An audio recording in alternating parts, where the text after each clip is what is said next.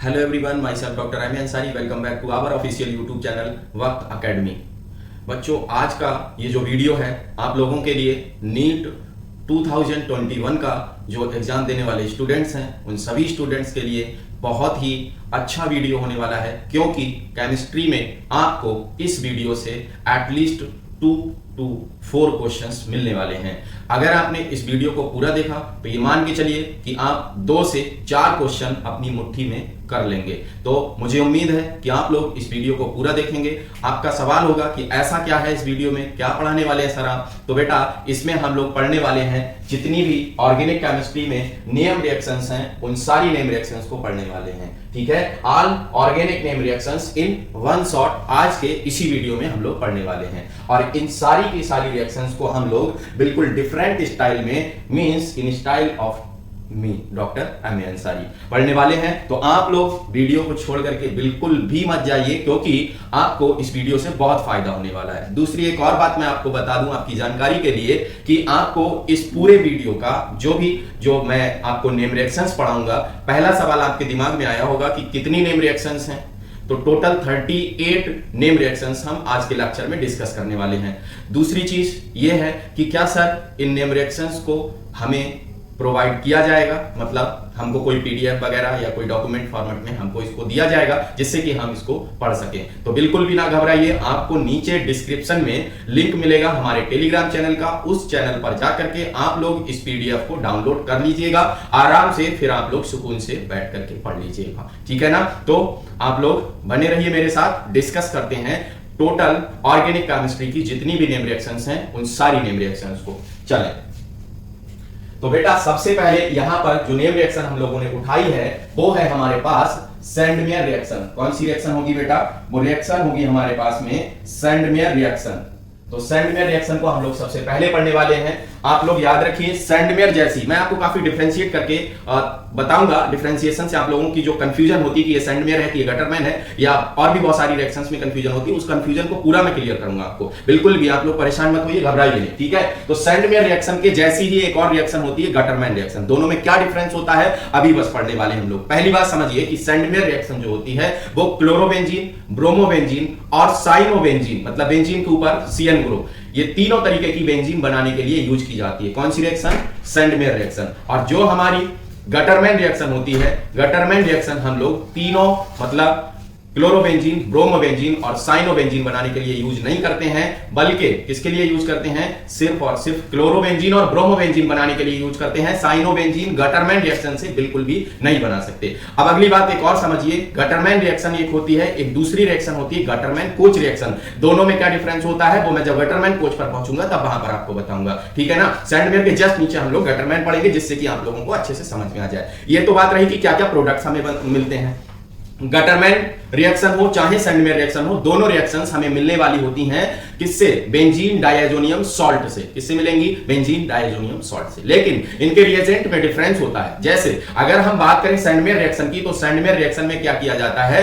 Copper को +1 oxidation में लिया जाता है करस्पॉन्डिंग एसिड के साथ। जैसे मैंने कहा CuCl ले लीजिए, साथ में HCl आपको लेना पड़ेगा। CuBr ले लीजिए, साथ में HBr लेना पड़ेगा। CuCl ले लीजिए, साथ में आपको HCl लेना पड़ेगा। ठीक है ना? तो ये हो गया करस्पॉन्डिंग एसिड की प्रेजेंस में आपने रिएक्शन कराई और आप क्लोरोबेंजीन, ब्रोमोबेंजीन और साइनोबेंजीन बना ले गए। ये है आपकी पूरी की पूरी सैंडमेयर रिएक्शन। इसके बाद अभी मैं बात करूं आपसे गटरमैन रिएक्शन की, तो गटरमैन रिएक्शन में क्या होता है? करस्पॉन्डिंग एसिड तो लिया जाता है, वहां दो ही बातें करेंगे हम लोग, क्लोरोबेंजीन और ब्रोमोबेंजीन की। तो क्लोरोबेंजीन और ब्रोमोबेंजीन बनाने के लिए हम क्या करते हैं? अगर हम क्लोरोबेंजीन बना रहे हैं तो HCl लेंगे, लेकिन वहां पर क्या करते हैं? हम कॉपर को +1 ऑक्सीडेशन स्टेट में नहीं, कॉपर को 0 ऑक्सीडेशन स्टेट में, मतलब कॉपर पाउडर लेते हैं। क्या लेते हैं बेटा? कॉपर पाउडर लेते हैं और फिर उसकी रिएक्शन HCl के साथ अगर कराई, और वो तो आपको पता है कि जो हमारा रिएक्टेंट है वो बेंजीन डायजोनियम सॉल्ट है, तो हमें बन जाएगी क्या? हमारी क्लोरोबेंजीन बन जाएगी। अगर यही काम हमने कॉपर पाउडर और HBr के साथ, किसके साथ? बेंजीन डायजोनियम क्लोराइड के साथ में, बेंजीन डायजोनियम सॉल्ट के साथ में करा दिया तो हमारी ब्रोमोबेंजीन बन जाएगी। बस अभी हम लोग इन सबको देखने वाले हैं। तो आइए सबसे पहले हमारी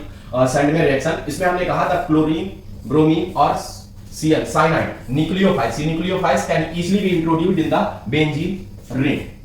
ऑफ बेंजीन डाइएजोनियम सॉल्ट, मतलब ये हो गया हमारा reactant in the presence of copper. किसमें लोगे बेटा? +1 में। जैसे देखो यहां पर देख रहे होगे CuCl, CuBr, CuCl, बिल्कुल एकदम याद रखिएगा इस बात को। एंड करस्पॉन्डिंग एसिड, मैंने साथ में ये भी बताया कि अगर CuCl है तो HCl लोगे, CuBr है तो HBr लोगे, CuCl है तो KCl लोगे कि नहीं लोगे? This reaction is called Sandmeyer reaction. तो बस सिंपल सी बात है, ये लिया आपने बेंजीन डाइएजोनियम सॉल्ट, इसकी रिएक्शन CuCl HCl के साथ कराई तो क्लोरोबेंजीन बन गया। अगर CuBr HBr के साथ कराई तो ब्रोमोबेंजीन बन गया। अगर CuCl KCl के साथ कराई तो साइनोबेंजीन बन गया। और बेटा तीनों की तीनों रिएक्शंस में क्या होगा आपका?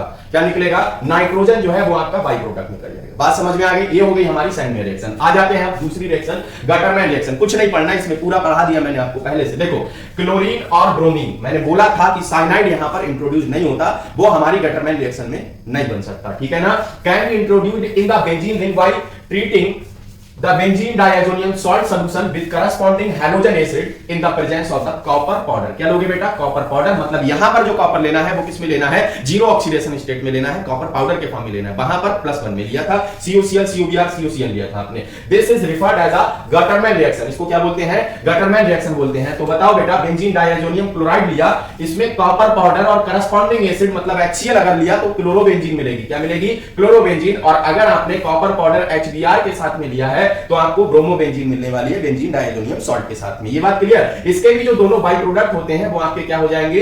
नाइट्रोजन हो जाएगा। और यहां पर भी क्या हो जाएगा? नाइट्रोजन हो जाएगा। तो मुझे उम्मीद है कि आप इन दोनों रिएक्शन को समझ ले गए होंगे। एक क्वेश्चन और बनता है कि जो गटरमैन रिएक्शन है और जो हमारी सैंडमेयर रिएक्शन है, इन दोनों से हम क्लोरोबेंजीन और ब्रोमोबेंजीन तो बना सकते हैं। तो क्लोरोबेंजीन और ब्रोमोबेंजीन बनाने के लिए दोनों में से कौन सी रिएक्शन जो होगी वो अच्छी रिएक्शन होगी? तो याद रखिएगा कि जो हमारी सैंडमेयर रिएक्शन होती है, नोट करके हमने यहां पर बताया, the yield in Sandmeyer reaction is found to be better than Gattermann reaction. तो आपको यह समझना है कि क्लोरोबेंजीन और ब्रोमोबेंजीन हम सैंडमेयर रिएक्शन से भी बना रहे हैं, गटरमैन रिएक्शन से भी बना रहे हैं, लेकिन जो सैंडमेयर रिएक्शन है उससे हम क्लोरोबेंजीन और ब्रोमोबेंजीन आसानी से अच्छे से बना सकते हैं, उसमें हमें बेटर यील्ड मिलेगी। बात समझ में आ गई? तो दो नेम रिएक्शन हम लोग कंप्लीट कर चुके हैं। अब आते हैं तीसरी नेम रिएक्शन पर, बाल्ज सीमैन रिएक्शन। आपको थोड़ा सा सुन करके ये लगेगा कि ये कैसे है, इसको तो हमने सुना नहीं है, लेकिन ये पूछी गई है। वही सारी नेम रिएक्शंस मैंने यहां ऐड की हैं जो पूछी गई हैं, पूछी जाती हैं और पूछी जा सकती हैं और कन्वर्जेंस में यूज हो सकती हैं, ठीक है ना? तो बाल्ज-सीमैन रिएक्शन देखते हैं।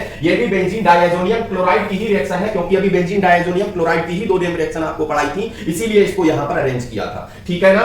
Is treated with the fluoroboric acid. Fluoroboric acid मतलब HBF4 के साथ में इसकी रिएक्शन कराते हैं तो फ्लोरोबोरेट बनता है, फिर उसके बाद में फ्लोरोबेंजीन बन जाती है, ठीक है ना? कैसे बनती है अभी देखते हैं हम लोग। Benzene diazonium fluoroborate is precipitated. क्या बनेगा? Benzene diazonium fluoroborate is precipitated which on heating क्या देगा बेटा? decomposes to yield aryl fluoride। मतलब फ्लोरोबेंजीन बनाने के लिए एक यही अकेली रिएक्शन है जिसको हम यूज करते हैं। कौन सी रिएक्शन? बाल्ज-सीमैन रिएक्शन। कैसे बनाओगे देखो, ये हमने कहा बेंजीन डाइएजोनियम सॉल्ट लेना, HBF4 मतलब फ्लोरोबोरिक एसिड के साथ में इसकी रिएक्शन कराना, तो क्या बनेगा? बेंजीन डाइएजोनियम फ्लोरोबोरेट बनेगा। तो बेंजीन डाइएजोनियम फ्लोरोबोरेट ये बन गया। इसको फिर क्या करना है? फिर इसको हीट करेंगे तो हमारा बन जाएगा क्या? यील्ड एराइल फ्लोराइड, या मतलब हम बोल सकते हैं फ्लोरोबेंजीन बन जाएगा। बाई प्रोडक्ट इस रिएक्शन का भी नाइट्रोजन है। क्या है? नाइट्रोजन है और साथ में BF3 भी निकला हुआ है, ठीक है? बेंजीन डाइएजोनियम सॉल्ट की तीन रिएक्शन अब तक पढ़े, तीनों में बाई प्रोडक्ट आपको नाइट्रोजन मिला। मतलब हम reagent, reactant, product, by product और सारी की सारी चीजों को एक साथ क्लियर कट समझते चलेंगे, जिससे कि नेम रिएक्शन का कोई क्वेश्चन गलत ना हो। कहीं कन्वर्जन में अगर कोई रिएजेंट लिखा दी जाए तुरंत हम पकड़ लें कि ये नेम रिएक्शन है, क्योंकि कन्वर्जन में नेम रिएक्शन के रिएजेंट को बहुत लिखा जाता है, और जब बहुत लिखा जाता है इसका मतलब फिर क्वेश्चन भी अच्छा खासा बनता है उस पर, ठीक है ना? चलो, तीन नेम रिएक्शन पढ़ने के बाद चौथी बात हम लोग पढ़ते हैं फिंकलस्टीन रिएक्शन।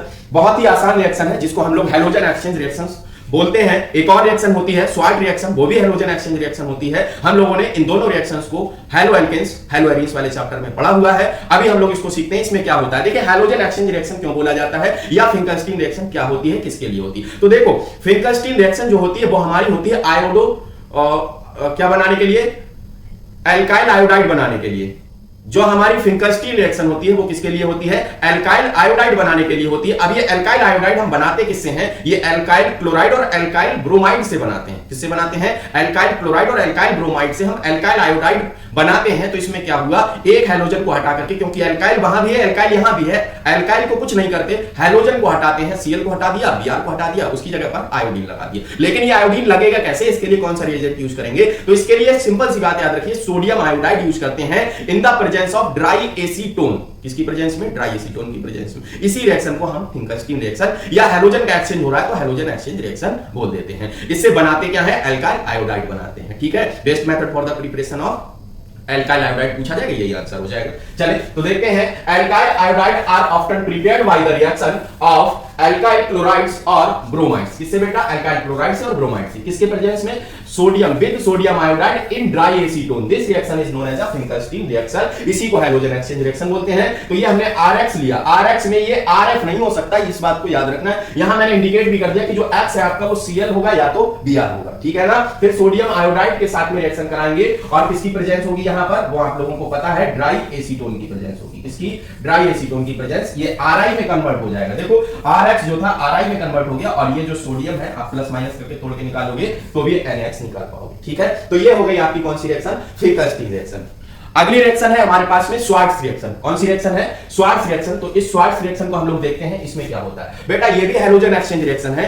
जो अभी फिंकरस्टीन रिएक्शन पड़ी थी वो एल्काइल आयोडाइड बनाने के लिए थी। ये जो श्वार्ट्ज रिएक्शन है ये एल्काइल फ्लोराइड्स बनाने के लिए होती। Best method for the preparation of alkyl fluoride पूछा जाएगा तो यही श्वार्ट्ज रिएक्शन आंसर होगा, ठीक है ना। अभी हाल ही में ये IIT में क्वेश्चन आपका पूछा भी गया था। दूसरी चीज, ये भी हैलोजन एक्सचेंज है क्योंकि यहां पर भी हम क्या करते हैं? एल्काइल क्लोराइड और एल्काइल ब्रोमाइड जो होते हैं उनको कन्वर्ट करते हैं एल्काइल फ्लोराइड्स में। इसमें एल्काइल फ्लोराइड्स में किसके साथ में करते हैं? तो देखिए यहां पर जो है हमारे पास में presence of a metallic fluorides. कौन से मेटालिक फ्लोराइड होंगे? जैसे AgF, NCERT बहुत अच्छे से लिखती है इस बात को, Hg2F2, COF2, SbF3। Metal fluorides को इनको लिया हमने, गिव्स एल्काइल फ्लोराइड। ये क्या देंगे हमें? Alkyl fluoride. The reaction is termed as a Swarts reaction. किसकी हीटिंग से मिलेंगे? एल्काइल क्लोराइड और ब्रोमाइड। तो दोनों बातें समझिएगा, फिंकरस्टीन में भी एल्काइल क्लोराइड एल्काइल ब्रोमाइड होता है, ठीक है। रिएजेंट आपका डिफरेंट होता है, sodium iodide in presence of dry acetone, तो वो आपकी क्या हो जाएगी? फिंकरस्टीन रिएक्शन। अगर आपने कोई मेटल फ्लोराइड ले लिया, जैसे कि आपके सामने AgF, Hg2F2, COF2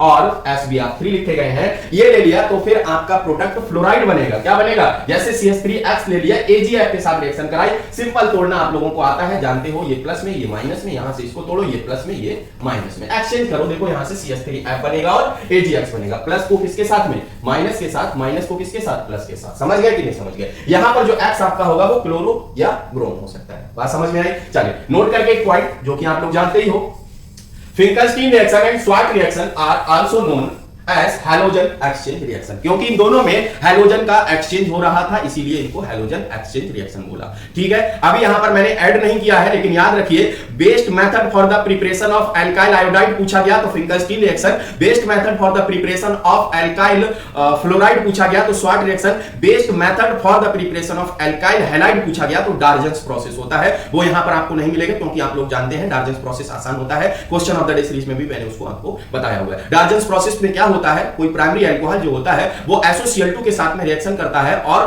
क्या करता है? बनाता है आपका एल्काइल हैलाइड, RX का फॉर्मेशन करता है, साथ में दो बाई प्रोडक्ट निकालता है SO2 और HCl। क्योंकि इसके दोनों बाई प्रोडक्ट आपके गैसियस होते हैं तो स्केप कर जाते हैं और जो एल्काइल हैलाइड मिलता है आपको वो प्योर मिलता है। बात समझ गए होंगे? ये आपका डार्जन्स प्रोसेस था, यहां पर नहीं है लेकिन मैंने आपको पूरा बता दिया। चलिए आगे आते हैं वुर्ज रिएक्शन। बहुत सिंपल सी, बहुत छोटी सी रिएक्शन होती है। इसमें क्या करते हैं? जो एल्काइल हैलाइड्स होते हैं उसी के दो मॉलिक्यूल्स को लेकर के या उसको दो मोल लेकर के हम क्या करते हैं? सोडियम के साथ ड्राई ईथर की प्रेजेंस में रिएक्शन कराते हैं तो 2NaX निकल जाता है और साथ में क्या होता है? जो आपके दोनों दो मॉलिक्यूल्स या दो मोल लिए थे उनका जो एल्काइल ग्रुप होता है आपस में जुड़ जाता है, ठीक है। अगर दोनों एल्काइल ले रहे हो बेटा तो इसको वुर्ज रिएक्शन बोला जाता है। एक एल्काइल ले रहे हो, एक आप एराइल ले रहे हो, मान लो CH3X ले लिया, C6H5X ले लिया, तो यहां पर जो प्रोडक्ट बनेगा बिल्कुल वैसे ही बनेगा। दो सोडियम के साथ ड्राई ईथर की प्रेजेंस में रिएक्शन कराएंगे तो यहां जो प्रोडक्ट आपका बनेगा वो टॉलुइन बन जाएगा, है ना। तो एक एराइल पार्ट है, दूसरा आपका क्या है? एल्काइल पार्ट है, तो इसको हम बोलते हैं वुर्ज फिटिंग रिएक्शन।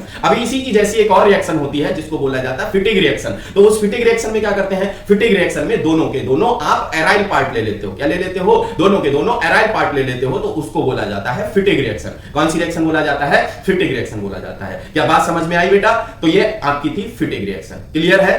ठीक, अभी इन तीनों रिएक्शंस को हम लोग देख लेते हैं। Alkyl halides react with the sodium in dry ether to give the hydrocarbons containing double bond the number of the carbon atoms present in the halide. This reaction is called Wurtz reaction या known as Wurtz reaction. तो क्या होता है, alkyl halides क्या करते हैं, sodium के साथ इन the presence of dry ether reaction करते हैं और हाइड्रोकार्बन्स देते हैं, ठीक है ना। लेकिन बेटा एक चीज यहां पर गलत लिख गई है, उसको आप लोग करेक्ट कर लीजिएगा, ठीक है ना। Dry ether to give the hydrocarbons containing, अच्छा डबल बॉन्ड नहीं लिखा है, सही लिखा है बेटा, double the number of the carbon atom, मतलब जो भी एल्काइल ग्रुप में कार्बन एटम्स होते हैं वो डबल हो जाते हैं, मतलब इसीलिए तो बोलते हैं कि हायर एल्केन का फॉर्मेशन करने के लिए हम लोग वुड्स रिएक्शन यूज करते हैं। मुझे लगा था यहाँ की डबल बॉन्ड लिख दिया है, डबल बॉन्ड मतलब एल्कीन का फॉर्मेशन कर दिया, तो डबल बॉन्ड नहीं लिखा है, double the number of carbon atoms लिखा गया है, जो भी एल्काइल ग्रुप में प्रेजेंट होते हैं उसके डबल हो जाते हैं किसमें, एल्केन में। तो आइए इस रिएक्शन को देखते हैं। देखें CH3Br, दो सोडियम के साथ CH3Br, दो मॉलिक्यूल मैंने लेने के लिए बोला था, बस सिंपल में आप कुछ ना करिएगा, यहां से 2NaBr निकालिएगा,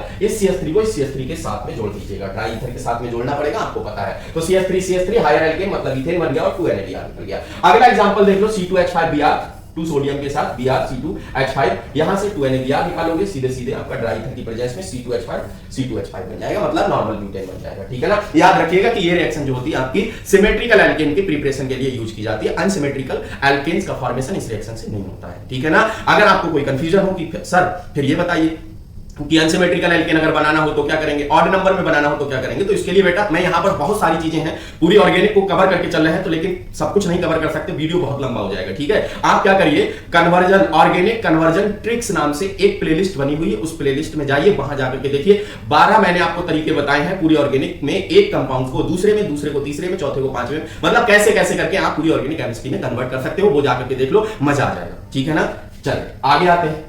वुड्स फिटिंग रिएक्शन में कुछ नहीं होगा, mixture of the alkyl halide और क्या लोगे बेटा, aryl halide given alkyl arene या एराइल, ठीक है ना, ऐसे भी बोल सकते हैं। When treated with the sodium in dry ether it called the Wurtz Fittig reaction. इसमें क्या किया, एक एराइल ले लिया, एक दूसरा क्या ले लिया, मतलब ये कहें कि एक एरोमेटिक ग्रुप ले लिया, दूसरा एलिफैटिक ग्रुप ले लिया, यहां से होगा कुछ नहीं भाई, 2NaX निकलेगा, ड्राई ईथर की प्रेजेंस में क्या हो जाएगा, NaX निकलेगा, ठीक है ना, और साथ में क्या हो जाएगा, फिर आपका ये बन जाएगा। अगर ये आप CH3 लोगे तो क्या हो जाएगा, ये टोलुइन बन जाएगा, समझ रहे हो ना। तो ये हो गई आपकी वुड्स फिटिंग रिएक्शन। अब आते हैं fitting reaction. Aryl halide also give the analogous compound when treated with sodium in dry ether। अभी खाली एराइल हैलाइड लेना है दोनों, है ना, in which two aryl groups are joined together it is called the fitting reaction। तो क्या करना है, यहां पर दोनों के दोनों एराइल ग्रुप ले लेने हैं, ठीक है ना। दो सोडियम के साथ में ईथर की प्रेजेंस में 2NaX निकालेंगे, साथ में क्या हो जाएगा बेटा, ये 2 रहेगा, ये सब आप देख लीजिएगा, ठीक है, बाइफिनाइल का फॉर्मेशन हो जाएगा, ठीक है, बाइफिनाइल। एक क्वेश्चन और पूछा गया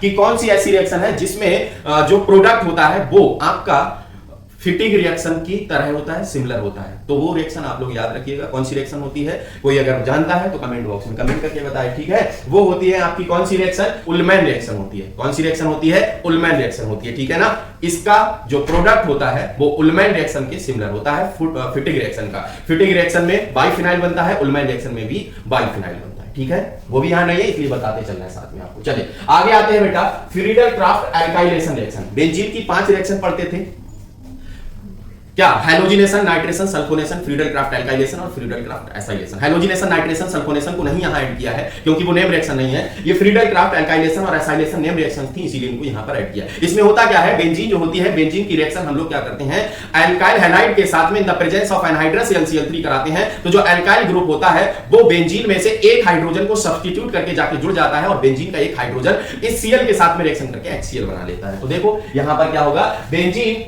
is when benzene is treated with an alkyl halide in the presence of an anhydrous ammonium chloride, alkyl benzene is formed, this reaction is called as a Friedel-Crafts alkylation reaction, ठीक है। तो क्या होगा, benzene को CH3Cl alkyl chloride के साथ anhydrous LCl3 की presence में रिएक्शन कराई, यहां से मान लो कि हाइड्रोजन सब्स्टिट्यूट हो रहा है, तो ये H और ये Cl मिलकर HCl निकालेगा, बाकी ये जो CH3 वाला पार्ट होगा वो जुड़ जाएगा जाकर के आपका किस पे, बेंजीन पे, तो ये बन जाएगी आपकी टोलुइन। इसी तरीके से अगर हम यहां पर एल्काइल ग्रुप में C2H5 ले लें तो ये बन जाएगा आपका इथाइल बेंजीन। नहीं समझे, समझ गए। अभी मान लो क्या किया, पहले से हमारे पास में यहां पर Cl लगा हुआ था, तो बताओ हाइड्रोजन तो निकल ही सकता है ना, तो यहां से मान लो हाइड्रोजन हम निकाल सकते हैं, और हम कहां से, पैरा पोजीशन से निकाल सकते हैं। जब ऐसी कंडीशन आती है तो ऑर्थो और पैरा डायरेक्टर ग्रुप है, तो ऑर्थो से और पैरा से निकालेंगे, दो प्रोडक्ट हमारे बनेंगे, एक ऑर्थो वाला एक पैरा वाला, लेकिन मेजर कौन सा होता है, पैरा प्रोडक्ट मेजर होता है, आपको पता है। तो एक बार हम यहां से 1 क्लोरो 2 मिथाइल बेंजीन बना सकते हैं, एक में 1 क्लोरो 4 मिथाइल बेंजीन बना सकते हैं। मेजर हमारा होगा पैरा वाला, जो वाला पैरा वाला कौन सा, ये वाला, ठीक है ना। मान लो ये इस तरीके से है, तो इसमें क्या करेंगे, इसमें भी सेम वही काम करेंगे, ये CH3 यहां से जहां से भी हाइड्रोजन निकालेंगे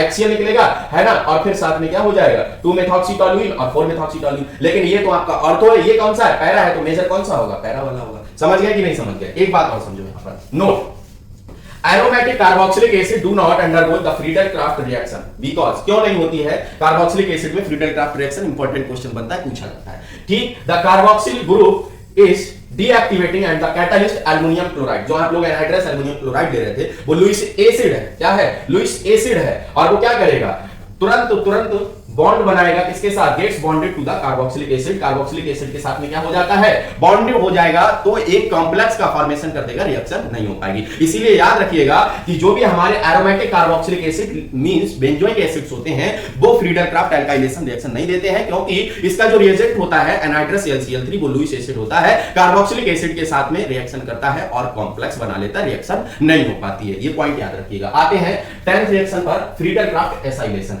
बिल्कुल जस्ट लाइक एल्काइलेशन होती है, कोई डिफरेंस नहीं है, बस डिफरेंस इतना सा है, वहां एल्काइल ग्रुप जुड़ता था, यहां पर एसाइल ग्रुप जुड़ जाएगा। कौन सा ग्रुप जुड़ जाएगा? एसाइल ग्रुप जुड़ जाएगा। क्या बात समझ में आई? तो बस एसाइल ग्रुप कहां से मिल सकता है वही देखना, बाकी सब कुछ कंडीशन सेम होंगी हमारी। ठीक, अगर खाली बेंजीन है तो हमारा कहीं पर भी एक हाइड्रोजन हटा करके जुड़ जाएगा COCH3, और अगर बेंजीन के ऊपर कोई ग्रुप लगा हुआ है तो ऑर्थो और पैरा वाला बनेगा, लेकिन पैरा वाला मेजर होगा, ये बात आप लोग समझते हो। ठीक है ना? तो जो हमें एसाइल ग्रुप होगा मतलब COCH3 ग्रुप होगा, वो कहां से मिल सकता है? तो बेटा वो दो जगह से मिल सकता है, या तो एसिड हैलाइड मतलब CH3COCl से मिल सकता है, या एसिड एनहाइड्राइड CH3CO जो होता है आपका CH3CO जो होता है, जिसको एसिड एनहाइड्राइड बोला जाता है, वहां से मिल सकता है। दोनों एसिड के डेरिवेटिव में आप लोग जानते हो, बस वहीं से हमें एसाइल ग्रुप मिल सकता है। अब तक जितना भी क्वेश्चन बना है वहीं से बना है। ठीक, तो चले देखते हैं।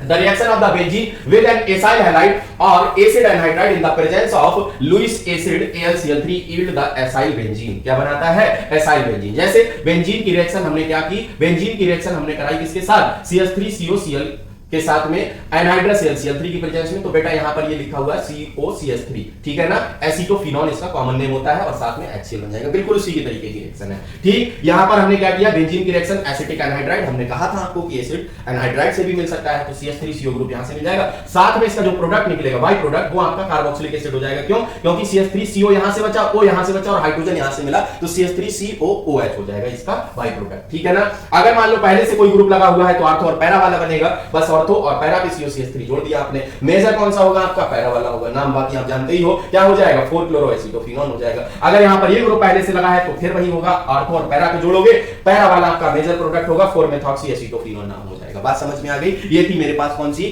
Friedel-Crafts acylation reaction. क्लियर हुई दोनों फ्रीडल-क्राफ्ट रिएक्शन, एल्काइलेशन और एसाइलेशन। आओ अब एक अगली रिएक्शन की बात करते हैं, रीमन-टीमन रिएक्शन। बहुत इंपॉर्टेंट रिएक्शन है, बार बार पूछी जाती है, बहुत अच्छा क्वेश्चन इस पर बनता है, और बहुत सिंपल तरीके से आप लोग समझिए। क्या होता है, ऑन ट्रीटिंग फिनॉल, किसकी रिएक्शन है बेटा? ये फिनॉल की रिएक्शन। किसके साथ में? Chloroform in the presence of the sodium hydroxide, मतलब CHCl3 और NaOH के साथ में इसकी रिएक्शन कराते हैं। किसकी? फिनॉल की रिएक्शन। इससे बनता है हमारा क्या, एक CHO ग्रुप इंट्रोड्यूस हो जाता है। CHO group is introduced at ortho position, ortho position पर CHO ग्रुप इंट्रोड्यूस हो जाएगा। मतलब कुछ इस तरीके का प्रोडक्ट हमें लग रहा है बनेगा, लग क्या रहा है, बनेगा ये। ठीक, और इसको हम लोग बोलते हैं सैलिसैल्डिहाइड। क्या बोलते हैं बेटा? Salicylaldehyde. Ortho position of the benzene ring resulting in the salicylaldehyde. This reaction is known as the Reimer Tiemann reaction. लेकिन एक बात और याद रखिएगा, यहां पर हमने क्लोरोफॉर्म लिया है, NaOH लिया है, और रिएक्शन फिनॉल की करा रहे हैं। किसका फॉर्मेशन हो रहा है? सैलिसैल्डिहाइड का फॉर्मेशन हो रहा है, रीमन-टीमन रिएक्शन बोली जा रही है। लेकिन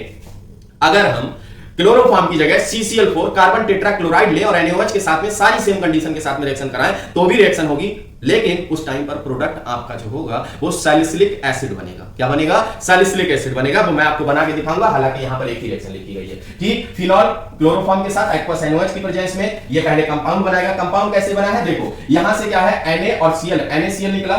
ठीक है ना? या हम यहां से ये कहें NaCl ना निकाल के ये निकालिए, ये हाइड्रोजन Cl के साथ HCl निकाला, सोडियम यहां पर गया, बाकी का जो था आपका CCl2 बचा, वो CCl2 आपका यहां पर CHCl2 बचेगा ना, CHCl2, तो CHCl2 आपका यहां पर होगा। ठीक, फिर इसके सोडियम हाइड्रोक्साइड था, सोडियम हाइड्रोक्साइड के साथ इसकी रिएक्शन होती है, तो क्या होगा, 2 NaCl निकलेंगे, और ये Cl हट करके देखो यहां पर मैं दिखा रहा हूं आपको, 2 OH लग जाएंगे। ठीक है। और आपको ये बात पता है कि एक कार्बन पर दो OH ग्रुप नहीं रह सकते हैं, कंपाउंड अनस्टेबल हो जाता है रिपल्शन की वजह से। तो यहां से एक H2O निकल जाएगा। जब एक H2O निकालोगे तो यहां से CHO बचता हुआ दिखाई देगा। बताओ, बना CHO बना। फिर इसमें एक्वस लिया था ना, एक्वस लिया था, वहां से H+ इस सोडियम के साथ में NaOH बना देगा, मतलब OH वाला पार्ट NaOH और ये हाइड्रोजन इस पर आ जाएगा। तो ये बन गया आपका सैलिसिल्डिहाइड। क्या बन गया? सैलिसिल्डिहाइड। अभी मैंने कहा कि अगर CH_Cl3 की जगह CCl4 लोगे तो भी यही बन सकता है। तो कैसे बन सकता है देखना जरा उसको, कैसे बन सकता है बेटा उसको देखना जरा। देखो कैसे बनेगा, यहां पर देख लो, फिनॉल। क्या ले रहे हैं हम? फिनॉल ले रहे हैं, ठीक है, क्योंकि फिनॉल की रिएक्शन किसके साथ में?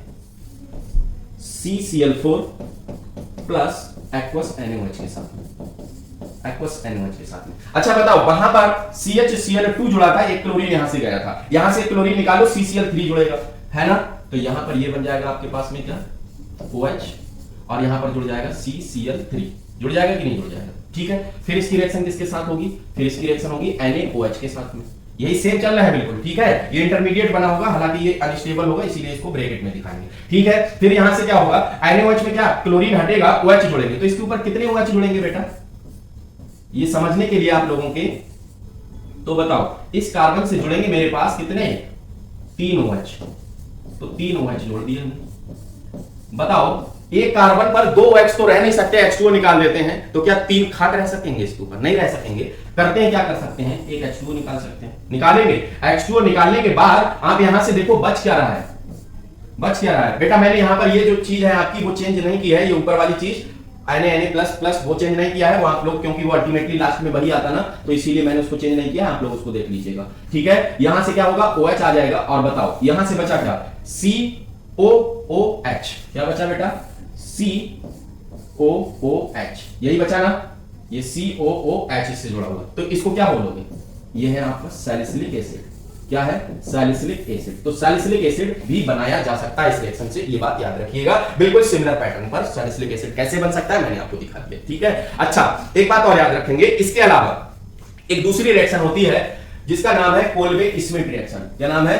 Kolbe Smith reaction. तो इस रिएक्शन से भी हम लोग क्या करते हैं?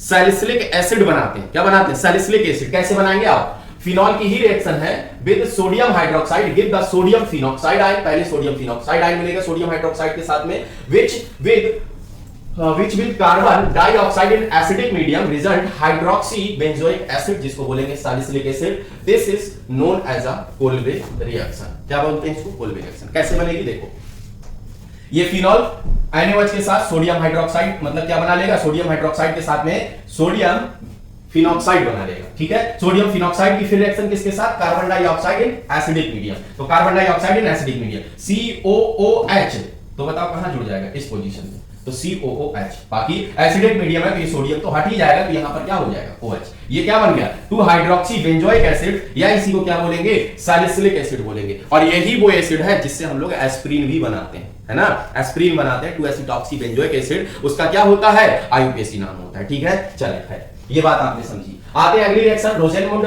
रिडक्शन। ये भी इंपॉर्टेंट रिएक्शन है। बाकी हम लोग जितनी भी पढ़ रहे हैं सारी इंपॉर्टेंट तो है ही है, लेकिन अगर किसी भी इंपॉर्टेंट बोल रहे हैं वो और ज्यादा इंपॉर्टेंट हो जाती है, ठीक है ना। रोजेनमुंड रिडक्शन में क्या करते हैं? जो एसाइल क्लोराइड होता है, बेंजीन के ऊपर COCl होता है, वो रिएक्शन करता है किसके साथ में? PDBaSO4 सल्फर और क्विनोलिन की प्रेजेंस में, और बनाता है आपका क्या? बेंजेल्डिहाइड। क्या बनाता है? बेंजेल्डिहाइड। तो देखो, एसाइल क्लोराइड एसिड, इसको हम लोग एसिड क्लोराइड भी बोलेंगे, is hydrogenated over catalyst palladium, कौन सा? PD, और BaSO4 बेरियम सल्फेट, या सल्फर और क्विनोलिन भी लेते हैं यहां पर, वो पॉइजन की तरह काम करते हैं, कैटालिटिक पॉइजन।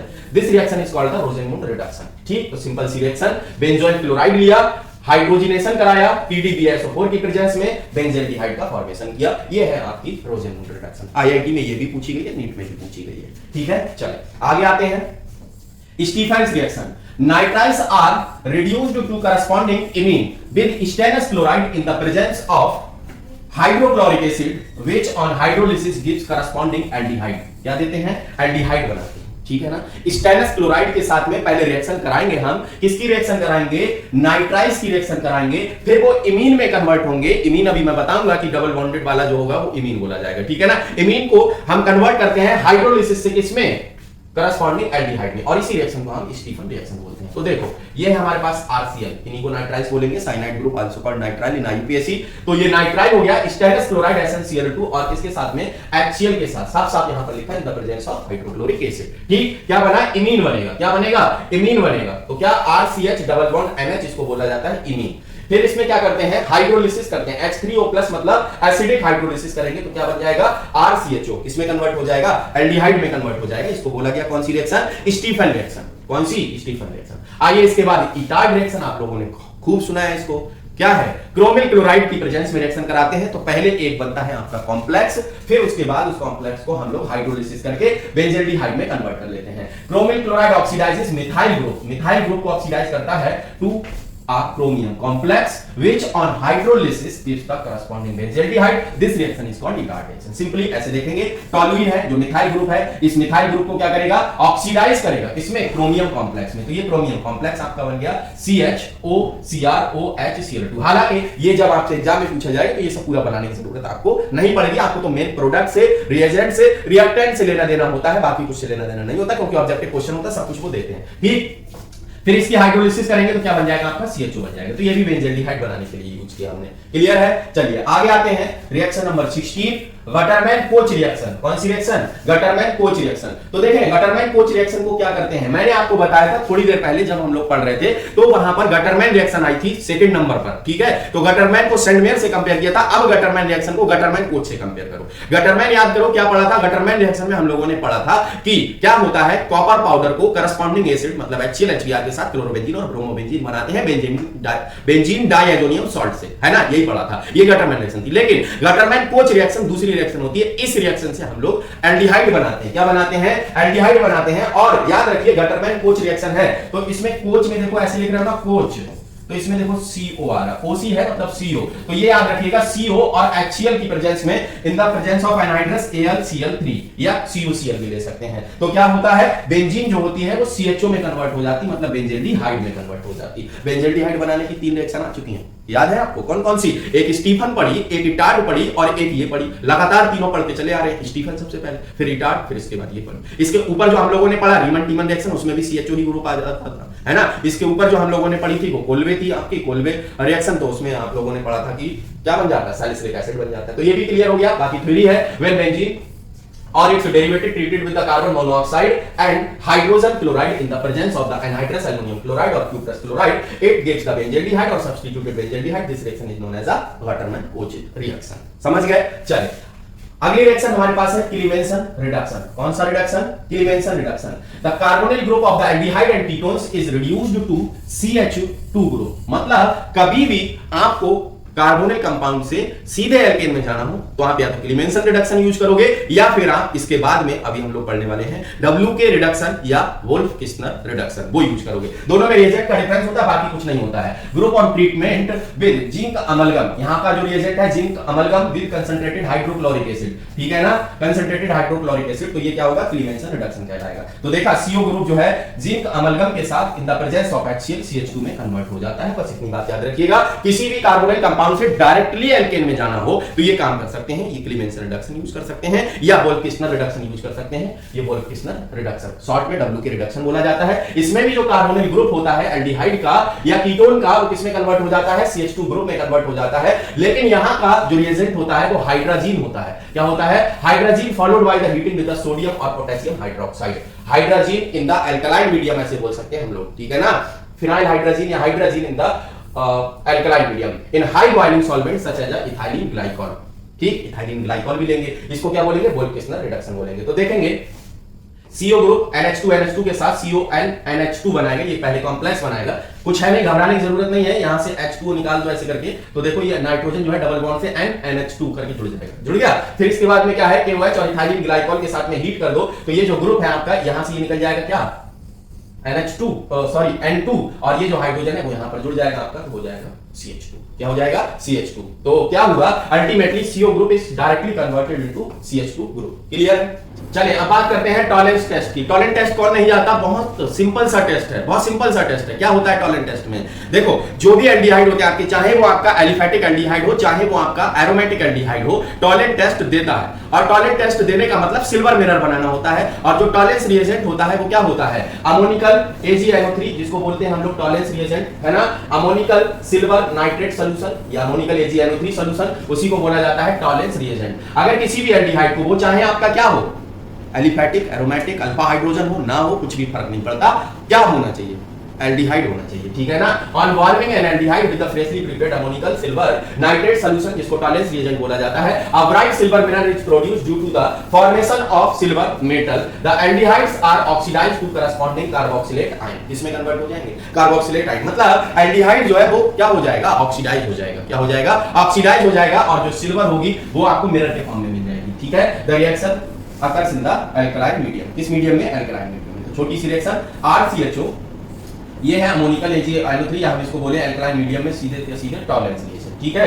किसमें कन्वर्ट होगा? RCOO- कार्बोक्सिलेट एनाइन में Ag मिल जाएगा। ये आपको किसके? मिरर के फॉर्म में मिलेगा, ब्राइट मिरर। बाकी 2H2 और 4NH3 यहाँ के बाई प्रोडक्ट हो जाएंगे, ठीक है? तो ये हो गया आपका क्या? Tollens test. अब आते हैं फेलिंग टेस्ट के ऊपर। देखो फेलिंग टेस्ट क्या होता है? फेलिंग टेस्ट में हम लोग क्या करते हैं? फेलिंग टेस्ट जो होता है, इसको हम लोग पढ़ने से पहले एक बात पढ़ते हैं, क्योंकि जो फेलिंग सॉल्यूशन होता है वो हमारा दो तरीके का होता है, फेलिंग ए और फेलिंग बी। तो फेलिंग ए में क्या आता है? फेलिंग ए में आता है आपका एक्वस कॉपर सल्फेट। क्या आता है? Aqueous copper sulphate. और जो फेलिंग बी होता है, तो फेलिंग बी में आ जाता है हमारा क्या? एल्कलाइन सोडियम पोटेशियम टार्ट्रेट, ठीक है ना? एल्कलाइन सोडियम पोटेशियम टार्ट्रेट, जिसको हम लोग रचेल सॉल्ट भी बोलते हैं। क्या बोलते हैं? रचेल सॉल्ट भी बोलते हैं, ठीक है ना? तो क्या है? Fehling reagent comprises of the two solutions, Fehling solution A and Fehling solution B. Fehling solution A is aqueous copper sulphate. बताओ फेलिंग सॉल्यूशन ए क्या होगा? Aqueous copper sulphate. और फेलिंग सॉल्यूशन बी क्या होगा? फेलिंग सॉल्यूशन बी जो होता है वो होता है आपका एल्कलाइन सोडियम पोटेशियम टार्ट्रेट, जिसको हम लोग रचेल सॉल्ट भी बोलते हैं, ठीक है ना? अब इसमें क्या होता है? These two solutions are mixed in equal amounts before test। Test से पहले इन दोनों सॉल्यूशन को, ए और बी को, इक्वल अमाउंट में मिला लिया जाता है। फिर क्या किया जाता है? On heating an aldehyde with Fehling reagent a reddish brown precipitate is obtained. ये कलर भी याद रखिएगा बेटा, reddish brown precipitate is obtained.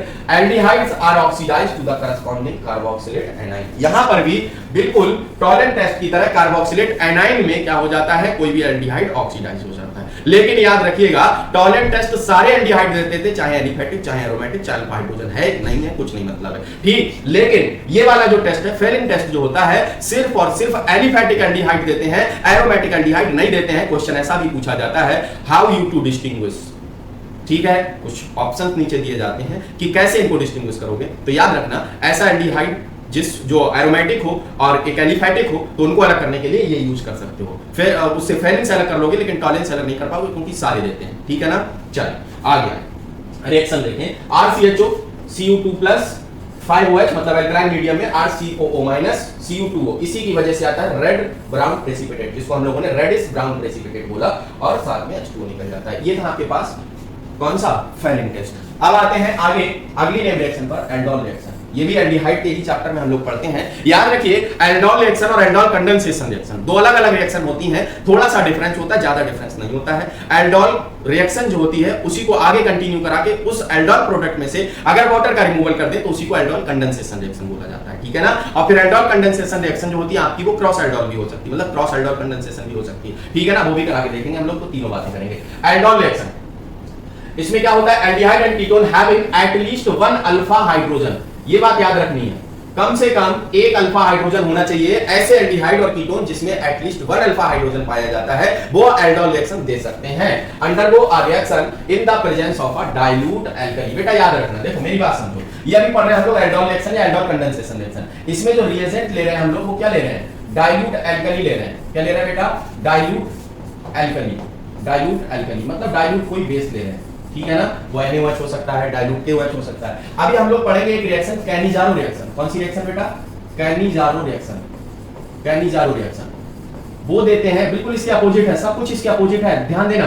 वो एल्डिहाइड्स देते हैं जिनमें अल्फा हाइड्रोजन नहीं पाया जाता है, ठीक है, वो एल्डिहाइड देते हैं जिनमें अल्फा हाइड्रोजन नहीं पाया जाता है। और इसका जो रिएजेंट होता है बेटा, वो बिल्कुल इसी तरीके से, जैसे यहां डाइल्यूट एल्कली था, तो यहां पर याद रखेंगे कंसंट्रेट एल्कली होगा। क्या होगा?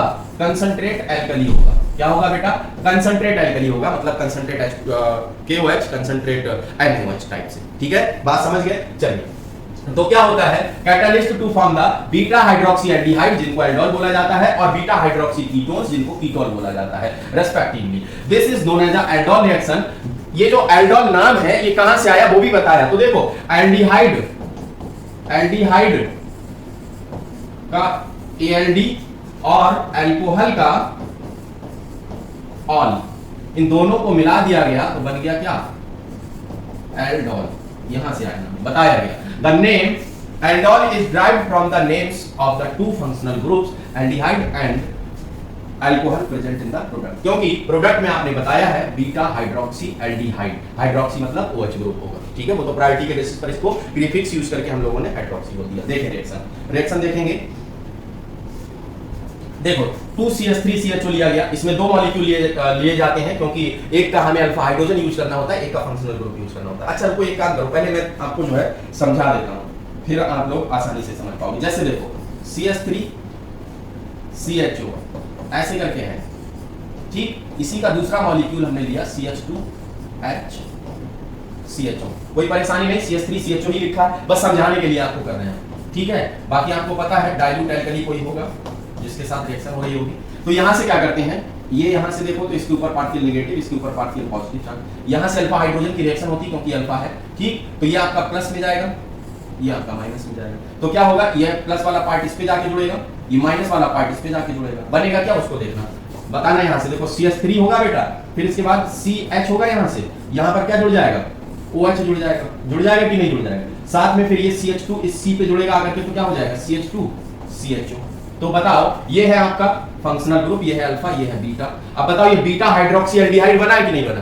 बना है ना बीटा हाइड्रोक्सी एल्डिहाइड। यही तो आपने कहा था कि बीटा हाइड्रोक्सी एल्डिहाइड बनता है। क्या बनता है? बीटा हाइड्रोक्सी एल्डिहाइड बनता है, ठीक है ना। अभी क्या है, बीटा हाइड्रोक्सी एल्डिहाइड बन गया। अभी ये हो गया आपका एल्डोल। बीटा हाइड्रोक्सी एल्डिहाइड को क्या बोला था आपने? एल्डोल बोला था। अगर हम कीटोन लेते CH3COCH3 लेते तो भी ऐसे ही होता, तो वो वहां पर बन जाता बीटा हाइड्रोक्सी कीटोन। उसको क्या बोल देते? कीटोल बोल देते। क्या बोल देते? कीटोल। तरीका क्या है, कैसे बनता है वो मैंने आपको दिखा दिया, ठीक है ना। अब इसकी जो रिएक्शन है वो देखो। तो इसमें क्या है, इसको पहले हटा दें, तो आप लोगों को कुछ दिखेगा नहीं, ठीक है। 2CH3CHO ये पहले बनाया आपने, ठीक। ये प्रोडक्ट कौन सा था? एल्डोल प्रोडक्ट था। कौन सा प्रोडक्ट था? एल्डोल प्रोडक्ट था, ठीक है ना। तो एल्डोल प्रोडक्ट था, अच्छा उसको हटा दिया गया तो वो नहीं मिलेगा, कोई नहीं, फिर से बना लेंगे। तो ये एल्डोल है, ठीक है ना। एल्डोल प्रोडक्ट ऐसे ही बना था हमारा। अब देखो इसी से एल्डोल कंडेंसेशन का प्रोडक्ट बनाया जाता है। हालांकि यहाँ पर आपकी जो है एल्डोल कंडेंसेशन रिएक्शन आ गई, आपको पता नहीं चला कि कब आ गई। एल्डोल रिएक्शन में कोई रिएक्शन नहीं लिखी थी हमने। एल्डोल कंडेंसेशन और एल्डोल दोनों एक ही में होती हैं, इसीलिए जो है इसी में आ गई वो, ठीक है ना। तो क्या हो गया, देखो एल्डोल कंडेंसेशन में क्या होता है, aldol and ketone readily lose water to give the alpha beta unsaturated carbonyl compound. Alpha beta unsaturated carbonyl compound which are aldol condensation product and the reaction is called aldol condensation। अभी ये जो product बना है आपका, इस product में से हम क्या निकालें? H2O निकालें, ठीक। तो कैसे निकलता है? OH यहां से और हाइड्रोजन यहां से निकाल दो ऐसे करके, तो इन दोनों के बीच में आ जाएगा डबल बॉन्ड। देखो यहां देख पा रहे होगे, ये डबल बॉन्ड आ गया। तो क्या है, यहां का OH तो हट गया, लेकिन अल्फा कार्बन के बीच में और बीटा कार्बन के बीच में अनसैचुरेशन आ गया, डबल बॉन्ड आ गया। तभी तो बोला alpha beta unsaturated carbonyl compound. तो alpha beta unsaturated carbonyl compound बना, जिसको हम लोग क्या बोलेंगे? Aldol condensation product. तो जो एल्डोल का प्रोडक्ट होता है, उसी प्रोडक्ट में से क्या करना, H2O और निकाल देने को हम लोग एल्डोल कंडेंसेशन रिएक्शन बोल देते हैं। बात समझ में आ गई होगी। ऐसे ही अगर कीटोन लिया बेटा, तो कीटोन में ये BaOH का होल टॉइस ले सकते हैं, बेस है, ठीक है। तो यहां से आपका ये बन जाएगा कीटोन। जब इसमें से H2O निकालोगे तो कैसे निकालोगे, कहां से निकालोगे? OH यहां से, H यहां से, तो बताओ इन दोनों के बीच में डबल बॉन्ड आ जाएगा। तो ये हो गया एल्डोल कंडेंसेशन प्रोडक्ट, ये हो गया आपका एल्डोल प्रोडक्ट। बात समझ में आई कि नहीं? तो ये है एल्डोल रिएक्शन, जिसमें हम लोगों ने एल्डोल और एल्डोल कंडेंसेशन दोनों रिएक्शन पढ़ी। अभी क्रॉस एल्डोल भी हो सकती है, तो क्रॉस एल्डोल रिएक्शन पढ़ते हैं, क्रॉस एल्डोल कंडेंसेशन रिएक्शन। इसमें क्या होता है, जो हमारे पास में एल्डिहाइड और कीटोन ले रहे थे, वो सिमिलर दो ले रहे थे ना, तो उसको हम लोगों ने नॉर्मल बोला था। अब अगर हम एक जो है एल्डिहाइड, दूसरा कोई दूसरा एल्डिहाइड ले, मतलब जरूरी नहीं कि कीटोन होना चाहिए, दो अलग अलग एल्डिहाइड ले लें, दो अलग अलग कीटोन ले लें, दो में एक एल्डिहाइड एक कीटोन ले लें, ऐसे भी ले सकते हैं, तो वो क्रॉस बनेंगे। क्या बनेंगे? क्रॉस बनेंगे। तो इसको बोलते हैं क्रॉस एल्डोल। तो क्या होगा? When aldol condensation is carried out between two different aldehydes and, और मतलब क्या, दो डिफरेंट एल्डिहाइड ले लें, एंड मतलब कि दो डिफरेंट कीटोन्स ले लें, या और मतलब या एक कीटोन ले लें और एक एल्डिहाइड ले लें। बात समझ गए ना? बस इतना होना चाहिए। कंडीशन को मत भूलिएगा, अल्फा हाइड्रोजन प्रेजेंट होना चाहिए कम से कम दोनों में से एक में, और अगर दोनों में अल्फा हाइड्रोजन है तो वहां की बात की गई है, it is called the cross aldol condensation reaction. If both of them contain alpha hydrogen atom, it give a mixture of the 4 product. ये 4 प्रोडक्ट बनाता है अगर दोनों में अल्फा हाइड्रोजन है। कैसे 4 बनेंगे मेरी बात समझो। देखो, मान लो कि ये कोई ए है आपके पास और ये कोई आपके पास बी है, समझ रहे हो ना? ए और बी, तो ये डिफरेंट लिए थे, तो बेटा एक प्रोडक्ट तो इसका बनेगा अपना, ए टाइप का बनेगा कि नहीं बनेगा? बनेगा। एक प्रोडक्ट इसका बनेगा आपका बी टाइप का। कैसा? बी टाइप का बनेगा। एक बार में इसका फंक्शनल ग्रुप यूज करो, इसका अल्फा हाइड्रोजन यूज करो, तो ए टाइप का एक प्रोडक्ट बनेगा कि नहीं बनेगा?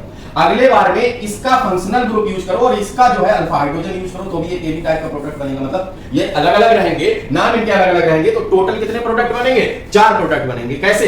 एक इनका अपना, एक इनका अपना, और दो इन दोनों के कैसे बने? एक बार इसका फंक्शनल ग्रुप, इसका अल्फा हाइड्रोजन, अगले बार इसका फंक्शनल ग्रुप, इसका अल्फा हाइड्रोजन ले लेंगे। बात समझ गए? तो टोटल 4 प्रोडक्ट बनते हैं। देखो कैसे बनते हैं वो चारों दिखाते हैं हम आपको यहाँ पर, ठीक है ना? देखो, मान लो ये जो है नीचे होना था, इसको ऊपर होना था, खैर समझ लेंगे हम लोग। CH3 CHO, एक ये एल्डिहाइड, ये दूसरा एल्डिहाइड, बताओ दोनों अलग अलग हैं, तो ये क्रॉस एल्डोल में आ जाएगा, और दोनों में अल्फा हाइड्रोजन प्रेजेंट है कि नहीं? हमें एक चाहिए होता है, इसमें 3 है, इसमें 2 है। ठीक, NaOH के साथ हीट करना है। हीट करने का मतलब अगर ये बना दिया, मतलब कंडेंसेशन प्रोडक्ट बताने हैं, एल्डोल कंडेंसेशन, पानी निकल जाएगा यहाँ पर अगर हीट का साइन दिया है तो। ठीक, अगर खाली NaOH लिख के देता तो एल्डोल तक बताते, बस बात खत्म कर देते। देखो, एक तो ये एल्डिहाइड मतलब CH3 CHO वाले का, इसका अपना एक बन गया कंडेंसेशन प्रोडक्ट, अभी ऊपर बना के बताया है मैंने, आप लोग सीख रहे होंगे। ठीक है, दूसरी चीज, ये वाला जो प्रोडक्ट है इसमें हमने क्या किया है? इस वाले को बना लिया, इसका बनाया, ठीक है ना?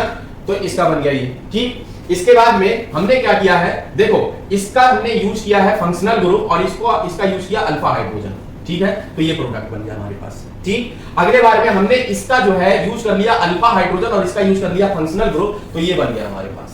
ठीक, तो ये टोटल 4 प्रोडक्ट, ये जो दो प्रोडक्ट ऊपर बने हैं वो नीचे लिखे होने चाहिए थे, इसको ऊपर होना चाहिए था, गलती से ये ऊपर नीचे हो गया है। लेकिन एक ये वाले सेल्फ प्रोडक्ट हैं, दोनों ये सेल्फ प्रोडक्ट हैं, और ये 3 और 4 वाले जो है ये आपके क्रॉस प्रोडक्ट हैं। ठीक है ना? तो टोटल 4 प्रोडक्ट बनेंगे अगर क्या हो, उसमें दोनों में अल्फा हाइड्रोजन प्रेजेंट हो तो। ठीक है, क्रॉस एल्डोल भी समझ में आ गई। बड़ी रिएक्शन होती है, समझना मुश्किल होता है, मुझे लगता है आप लोग समझ गए होंगे। चलिए अब आते हैं कैनिजारो रिएक्शन में। कैनिजारो रिएक्शन बहुत आसान सी रिएक्शन होती है। क्वेश्चन में ये पूछा जाता है कि कौन सी ऐसी रिएक्शन होती है जिसमें नया कार्बन कार्बन बॉन्ड नहीं बनता है? आंसर यही होता है, कैनिजारो रिएक्शन। पहली बात। दूसरी चीज, ऐसे एल्डिहाइड जिनमें अल्फा हाइड्रोजन नहीं पाया जाता है, वो कंसंट्रेट बेस या कंसंट्रेट एल्कली बोले, उसकी प्रेजेंस में प्रोडक्ट बनाते हैं। और प्रोडक्ट में क्या करते हैं, ये जो एल्डिहाइड है, जो भी एल्डिहाइड लोगे जिसमें अल्फा हाइड्रोजन नहीं प्रेजेंट होगा वही देगा। उस एल्डिहाइड को ऑक्सीडाइज भी कराना, रिड्यूस भी कराना, और एल्डिहाइड के ऑक्सीडेशन से जो प्रोडक्ट बनता है आप जानते हो, कार्बोक्सिलिक एसिड बनता है। लेकिन यहाँ कार्बोक्सिलिक एसिड का सॉल्ट बनाना, क्योंकि तुम रिएक्शन में बेस ले रहे हो कोई, ठीक है ना? तो कार्बोक्सिलिक एसिड का सॉल्ट बन जाएगा, ऑक्सीडेशन वाला प्रोडक्ट। और एल्डिहाइड रिडक्शन पर अल्कोहल देता है, तो रिडक्शन वाला प्रोडक्ट अल्कोहल बन जाएगा। मतलब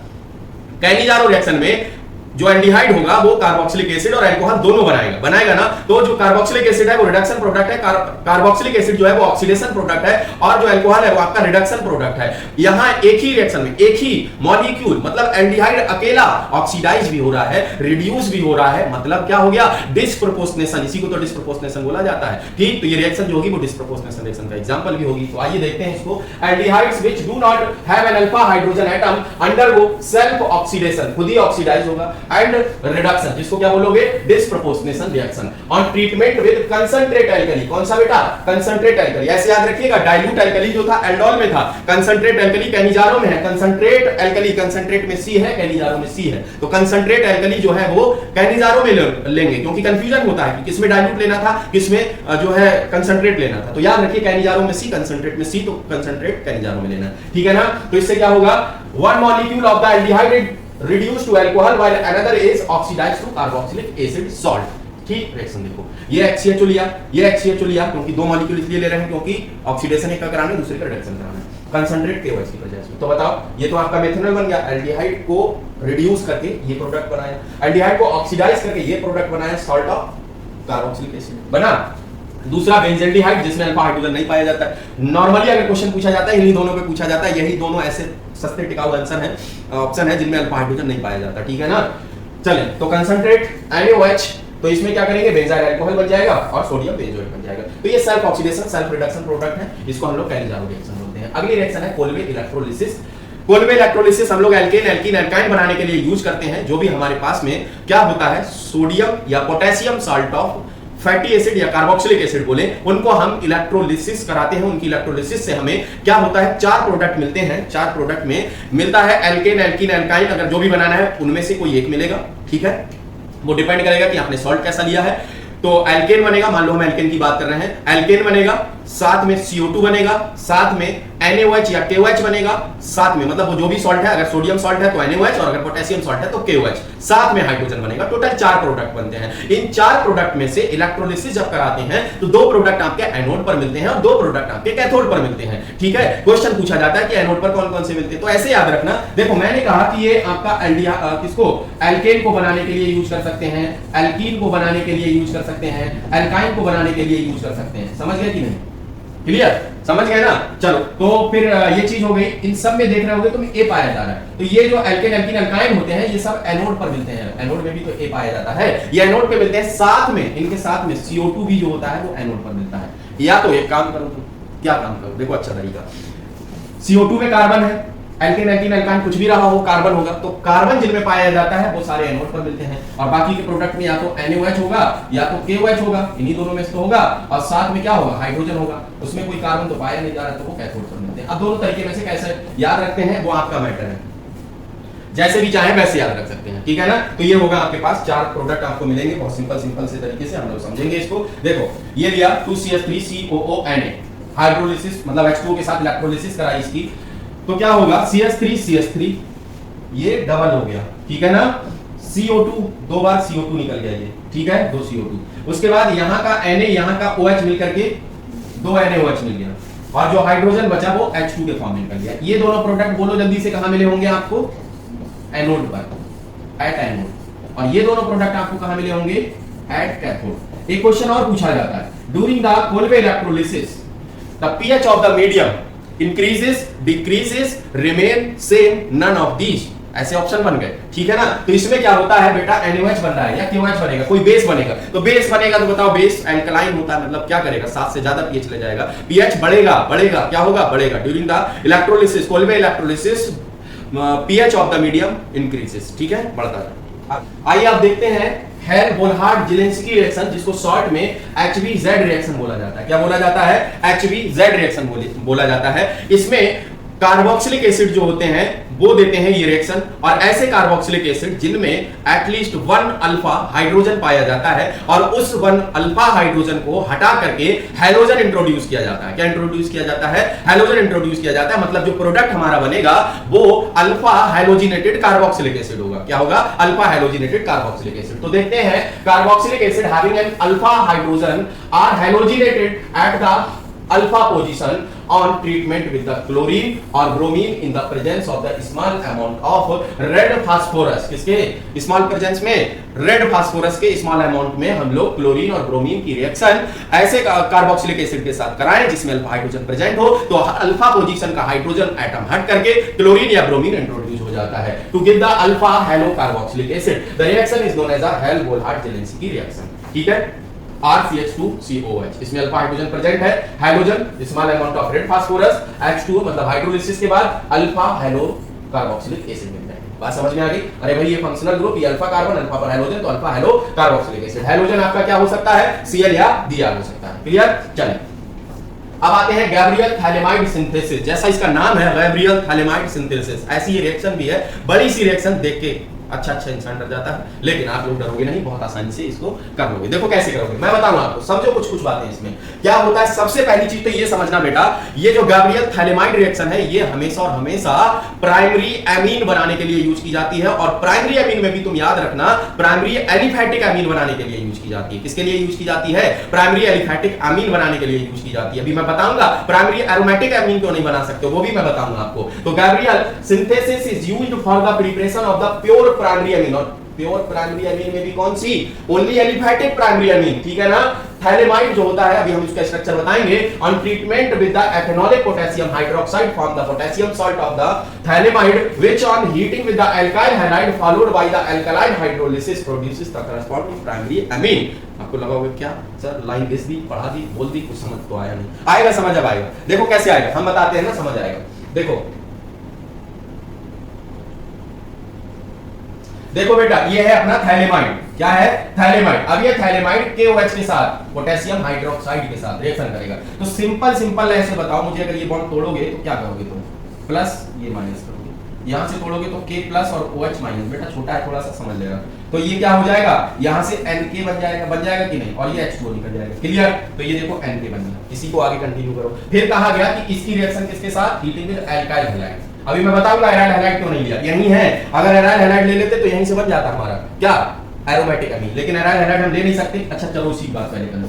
एराइल हैलाइड क्यों नहीं ले सकते? इसलिए नहीं ले सकते क्योंकि देखो बेटा क्या होता है इसमें, ये जो है लोन पेयर कॉन्जुगेशन पाया जाता है, जिसकी वजह से bond become shorter and stronger, और बॉन्ड को तोड़ना बड़ा मुश्किल काम हो जाता है, तो रिएक्शन नहीं हो पाती। इसी वजह से जो है क्या, इसको हम ले नहीं सकते यहाँ RH को, इसी की वजह से एरोमेटिक प्राइमरी एमीन नहीं बन सकती है। ठीक है, अभी यहाँ पर भी देखने के लिए मिलेगा। तो RH की रिएक्शन कराओ बेटा, R प्लस X माइनस में तोड़ते हो, यहाँ से देखो N माइनस और K प्लस में तोड़ते हो, यहाँ से बताओ क्या हो जाएगा?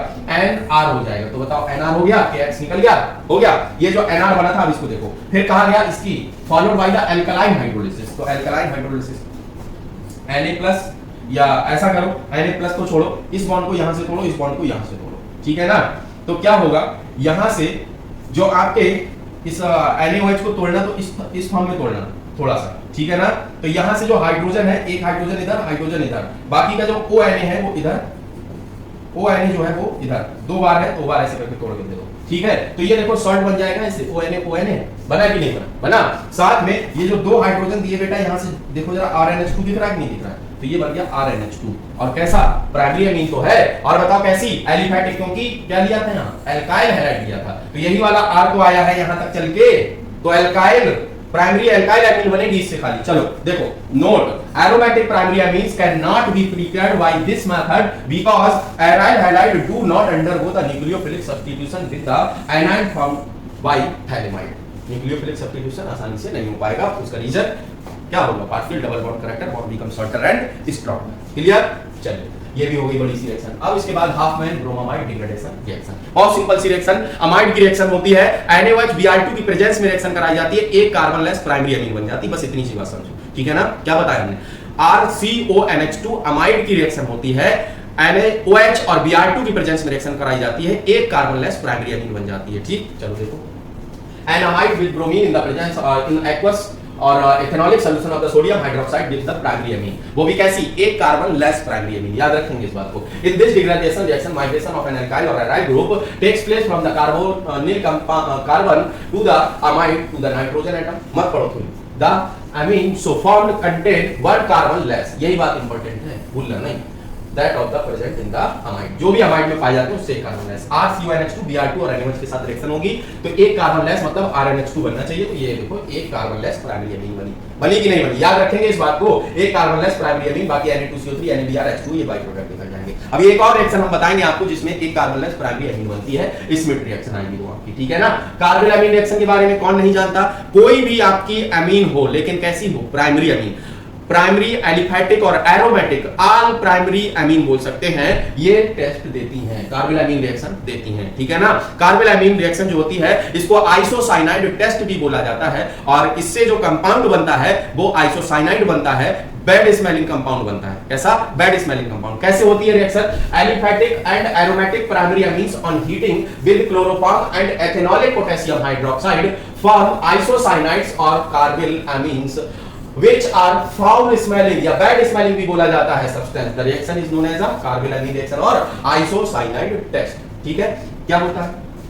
कोई भी primary amine chloroform potassium hydroxide के साथ हीट कर दिया, RNC क्या alkyl isocyanide foul smelling compound या बैड स्मेलिंग कंपाउंड बनेगा, KCl और H2O निकल जाएगा. ठीक है, यही होती है सिंपल सी कार्बोनिल रिएक्शन. ठीक है, नोट करके क्या बोला, secondary and tertiary amine do not show the reaction and is used as a test for primary amine. ये प्राइमरी अमीन का टेस्ट होता है, सेकेंडरी और टर्शियरी अमीन रिएक्शन नहीं देती है. समझ में आ गई बात? चले बस बेटा, अब हम लोग 30 पे पहुंच गए हैं. इसके बाद सिर्फ और सिर्फ 8 रिएक्शंस और बची हुई हैं हमारे पास. ठीक है, तो पूरी की पूरी ऑर्गेनिक केमिस्ट्री की सारी नेम रिएक्शन आपकी खत्म होने जा रही हैं. हिंसबर्ग टेस्ट, हिंसबर्ग टेस्ट में आप लोगों को पता है ये हम लोग जो है प्राइमरी सेकेंडरी और टर्शियरी अमीन को अलग करने के लिए यूज करते हैं benzene sulphonyl chloride. Benzene sulphonyl chloride जो होता है रिएजेंट होता है हमारे पास, which is also known as a Hinsberg reagent. इसी को हम क्या बोलते हैं? हिंसबर्ग रिएजेंट बोलते हैं. ये रिएक्शन करता है प्राइमरी एंड सेकेंडरी अमीन के साथ में और सल्फोनामाइड्स बनाता है. क्या बनाता है? सल्फोनामाइड्स बनाता है. इन सिंपल अगर मैं आपसे बात करूं तो बेटा, जब बेंजीन सल्फोनिल क्लोराइड किसी प्राइमरी अमीन के साथ में रिएक्शन करता है तो एक कंपाउंड बनाता है जो कि एल्कली में सॉल्युबल होता है. कैसा होता है?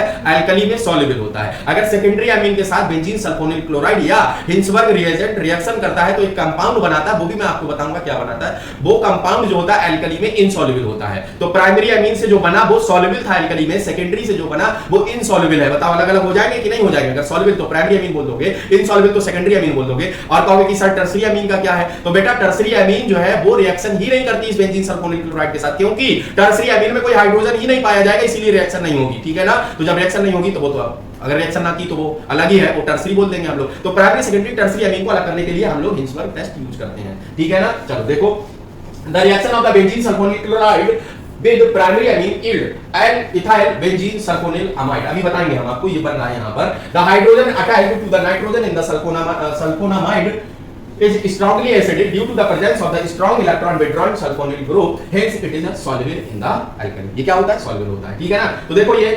C6H5SO2Cl बेंजीन सल्फोनिल क्लोराइड ये वाला है आपका, प्राइमरी अमीन के साथ रिएक्शन कर रहा है. कुछ मत करना बेटा, कुछ मत करना, कुछ मत करना, इतना काम करना और बस ये बड़ा सा कंपाउंड बना देना, बन जाएगा ना. अरे यार ये तो बना सकते हो, ये भी बना सकते हो, तो ये क्यों नहीं बना सकते? ये भी तो बना सकते हो. तो क्या है ये? देखो N पर क्या लगा है? नाइट्रोजन से क्या लगा है? इथाइल. तो N इथाइल, फिर इसके बाद benzene sulphonamide, benzene sulphonamide. Clear? ये नाम ये क्या होगा? सॉल्युबल इन एल्कली होगा. बी में क्या करोगे? Secondary amine. In the reaction with the secondary amine N di ethyl benzene sulphonamide is formed since N di ethyl benzene sulphonamide does not contain any hydrogen. कोई hydrogen नहीं है इसके पास. Atom attached to the nitrogen atom, it is not acidic and hence it is insoluble in alkali. तो ये क्या है? Insoluble. देखो benzene sulphonyl chloride secondary amine, एक हाइड्रोजन था बेचारा, वो भी रिएक्शन करके HCl निकाल दिया और ये प्रोडक्ट बना दिया, ये कंपाउंड बना दिया. बना ये क्या है? N डाइइथाइल बेंजीन सल्फोनामाइड है. नाम तो दे दोगे ना, N इथाइल. तो N दो बार लगा, डाइइथाइल बेंजीन सल्फोनामाइड नाम दे दिया. And it is insoluble in alkali. क्यों? क्योंकि नाइट्रोजन पर कोई हाइड्रोजन प्रेजेंट नहीं है, तो इसी की वजह से ये एल्कली में सॉल्युबल नहीं हो पाएगा. अच्छा बताओ फिर तीसरी बात, tertiary amine do not react with the benzene sulphonyl chloride. Benzene sulphonyl chloride के साथ में रिएक्शन नहीं करती टर्शियरी अमीन. क्यों? क्योंकि हाइड्रोजन ही नहीं है, कहां से रिएक्शन होगी? नहीं हो पाएगी रिएक्शन. तो प्राइमरी सेकेंडरी टर्शियरी अगर अमीन को डिस्टिंग्विश करना है तो हम हिंसबर्ग टेस्ट यूज कर सकते हैं. चले बेटा, तो यहां पर देखें ये चीज लिखी भी है. Note this test is used for the distinction of the primary secondary and tertiary amine and also for the separation of a mixture of the amines. However, these days benzene sulfonyl chloride is replaced by the para-toluene sulfonyl chloride. अब आजकल जो है para-toluene sulfonyl chloride दे रहे हैं, तो para-toluene sulfonyl chloride से कोई मतलब नहीं. यहाँ CH3 लगा रहेगा, वो तो प्रोडक्ट में भी चलता जाएगा. ठीक है ना? चलिए इसके बाद है कपलिंग रिएक्शन, जिसको हम लोग डाई टेस्ट भी बोलते हैं. क्या बोलते हैं? डाई टेस्ट बोलते हैं. बड़ी सी रिएक्शन ये भी होती है. बड़ी रिएक्शन यही है, एक ये है, एक ये, मतलब जो पढ़ी अभी इससे पहले हिंसबर्ग टेस्ट वो था, एक ये है, और एक जो है अभी हम लोगों ने गाब्रियल थैलेमाइड सिंथेसिस पढ़ी थी. बाकी कोई बड़ी रिएक्शन नहीं. और वो एल्डोल कंडेंसेशन रिएक्शन भी बड़ी रिएक्शन में आती है. ठीक है ना? जिसको देख के आप घबराते हो, लेकिन अब आप सब कुछ कर पाओगे.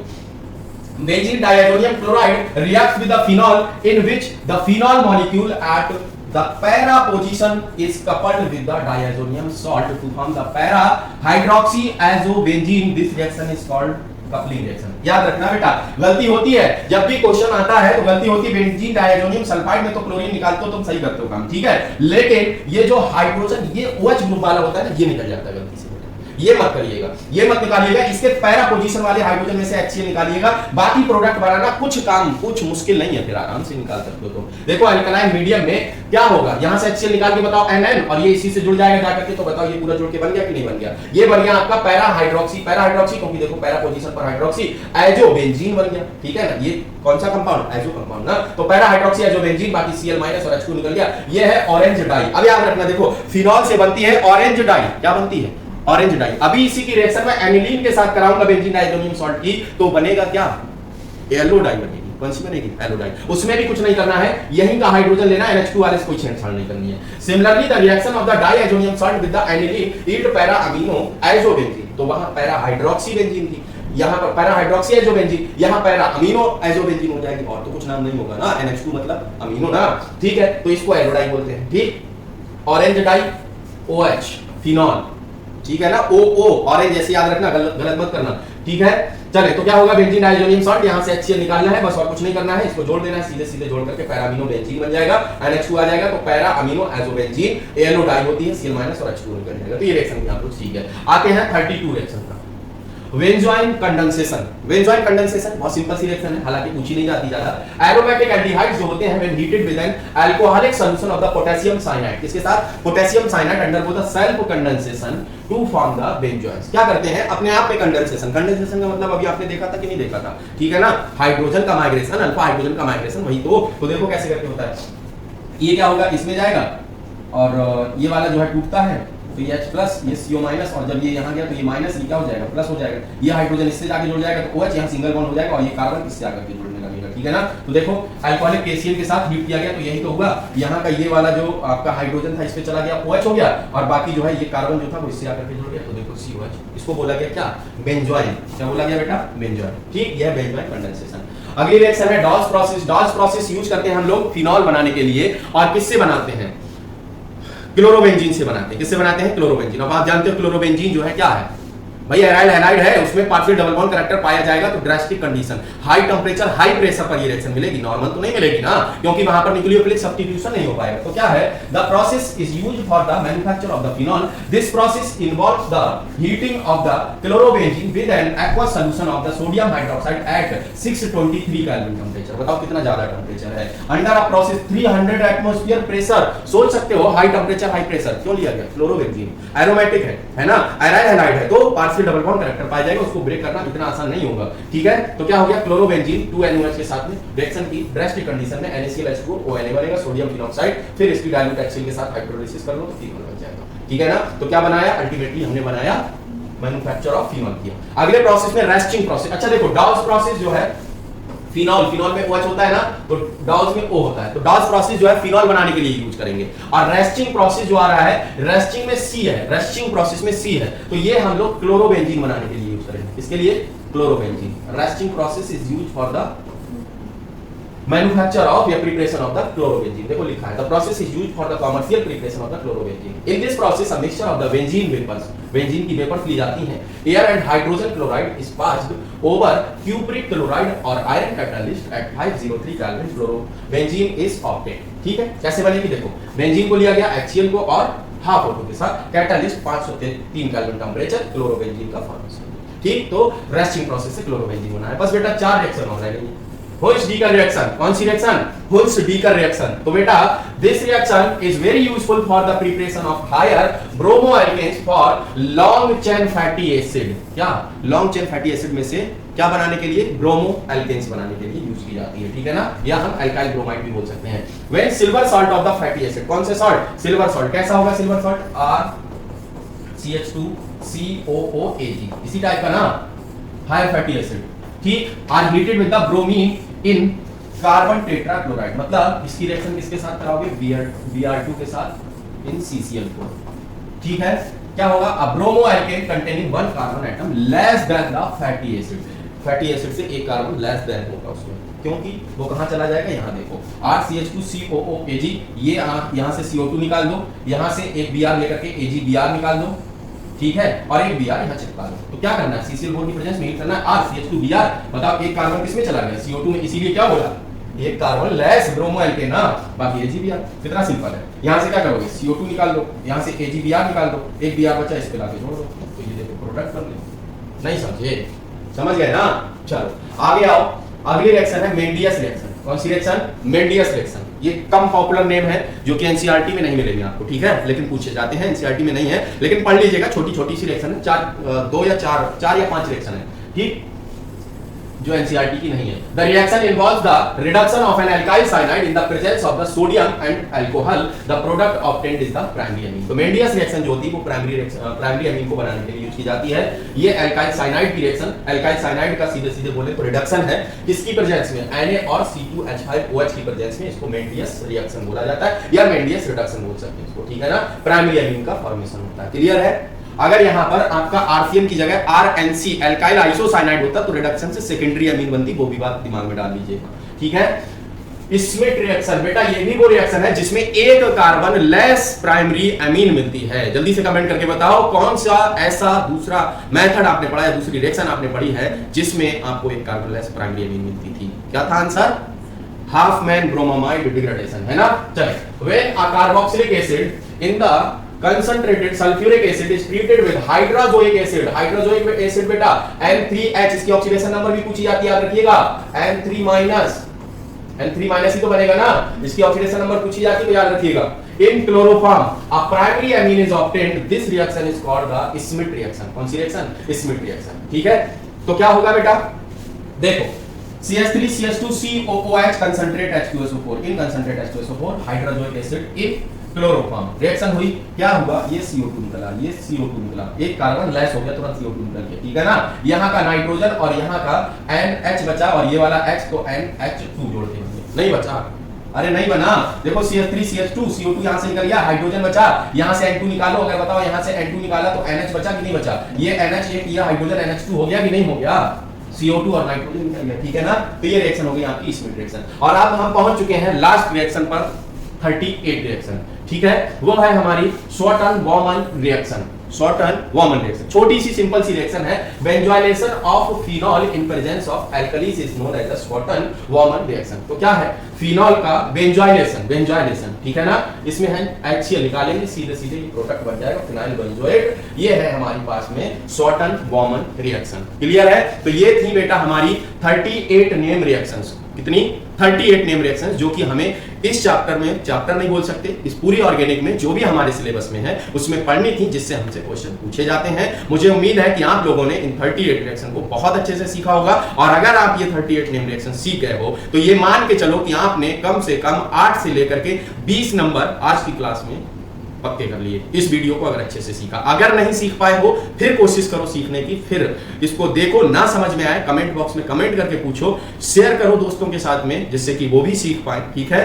बताने में कोई प्रॉब्लम नहीं, आप कमेंट बॉक्स में कमेंट करिएगा, जहां भी समझ में नहीं आएगा आपको तुरंत रिप्लाई दिया जाएगा, तुरंत बताया जाएगा। दूसरी चीज, आप लोगों को पीडीएफ इसकी चाहिए होगी, मैंने जैसा कि आप लोगों से बोला था, तो पीडीएफ में मुझे कमेंट बॉक्स में कमेंट करके आप लोग ये बता दीजिएगा कि कौन सी पीडीएफ चाहते हैं, जिस पीपीटी से मैंने पढ़ाया है ये पीडीएफ चाहते हैं, या कोई ऐसी पीडीएफ चाहते हैं आप जिसको आप जो है प्रिंट करा सकें, है ना? तो बता दीजिएगा। और बाकी अगर आप लोगों को किसी तरीके की कोई भी प्रॉब्लम आपके नीट एग्जाम से रिलेटेड आ रही है, या कोई टॉपिक आपको ज्यादा परेशान कर रहा है, वो भी आप कमेंट बॉक्स में कमेंट करके बता सकते हैं, आपको उसके बारे में भी बताया जाएगा, वो भी आपको जल्दी से जल्दी कोशिश की जाएगी कि उसका भी वीडियो बना करके आप लोगों को दिया जाए। उम्मीद है कि आप लोग बहुत अच्छे से पढ़ाई कर रहे हैं और नीट में बहुत अच्छा करेंगे। Thank you so much. मिलेंगे किसी अच्छे टॉपिक के साथ किसी दूसरी वीडियो में, तब तक के लिए आप लोग जो है अपना ख्याल रखिए, ध्यान रखिए और लगातार पढ़ाई करते रहिए, मेहनत करते रहिए, रिजल्ट आप लोगों का बहुत अच्छा आएगा। ओके बच्चों, बाय।